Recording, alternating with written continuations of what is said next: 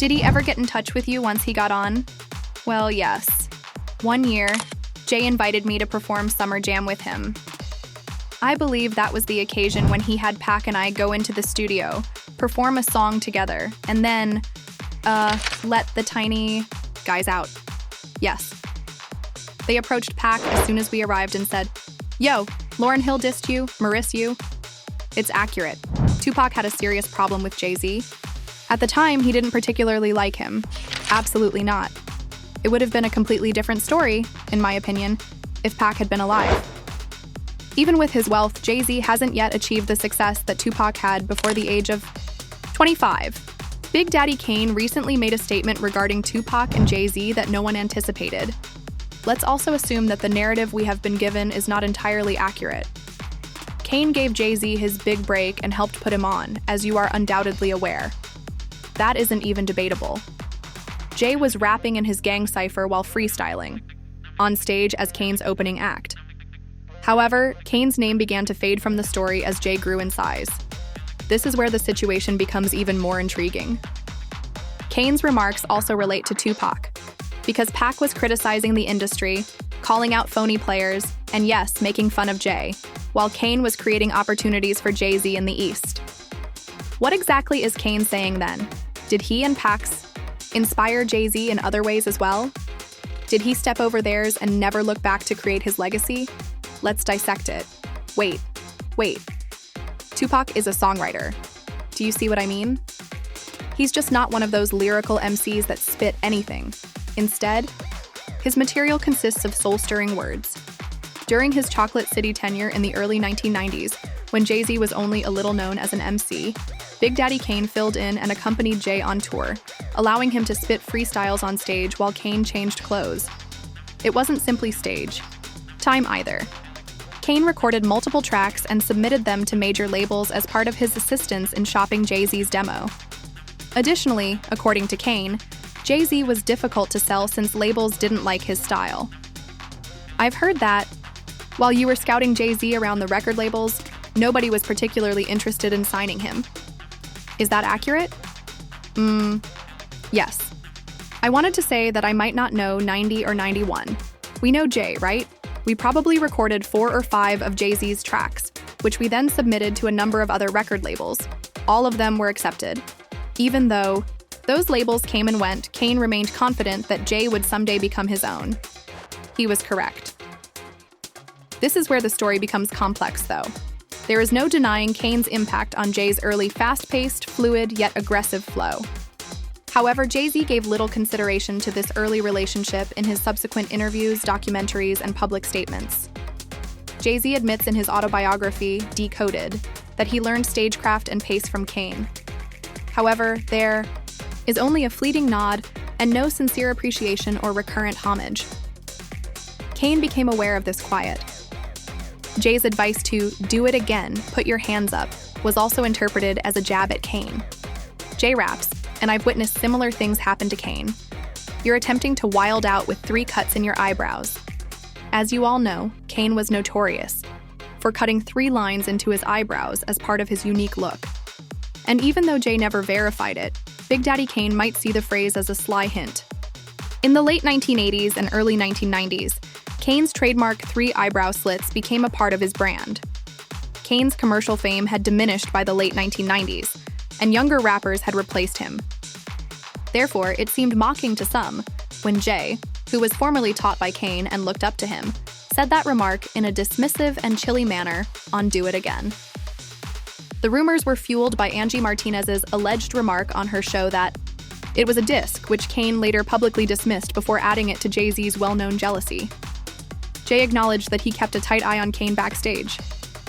However, Kane took a backseat as Jay developed into the gangster hustler character, allowing Jay to create his own identity.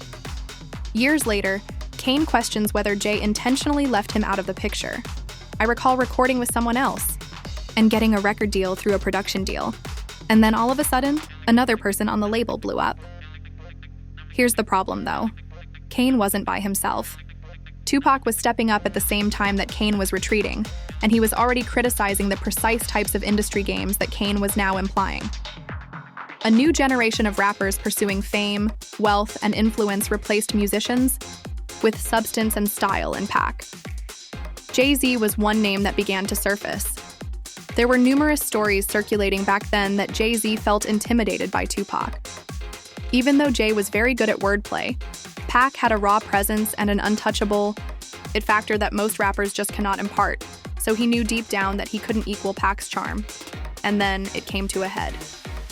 Just prior to Pac's passing, Jay and Pac had a genuine falling out. And it all began when Jay and Biggie joined forces to make fun of the West Coast. In the early 1990s, Bed-Stuy natives Jay and Big began to become close. And one of the best songs, on Jay's Reasonable Doubt, Brooklyn's Finest, was released in 1996. However, that collaboration set the fuse. Jay was working closely with Irv Gotti at the time, and Gotti later claimed to have advised Jay not to place Biggie on that track. Irv recognized that throwing fuel to the fire might quickly backfire because the East Coast-West Coast feud was already out of control. You must return to the conflict in Brooklyn. I was adamantly opposed to it. Jay and I were saying, don't do it. Avoid doing it. Avoid doing it. And he thought, why? I simply thought, he's too strong. But we have to take over the West Coast before we take over the world, I added. We had the opportunity to conquer the East Coast before capturing the West Coast. We had the opportunity to conquer New York before capturing the East Coast.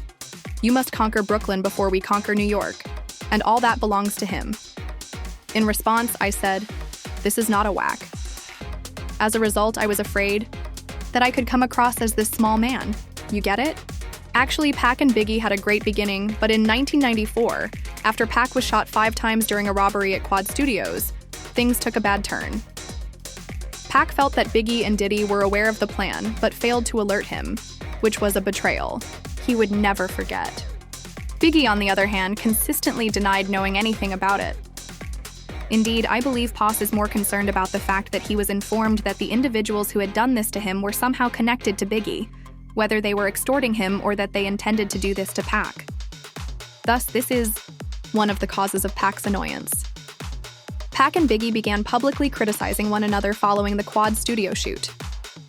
Shortly before Jay launched Brooklyn's Finest, Biggie released Who Shot You?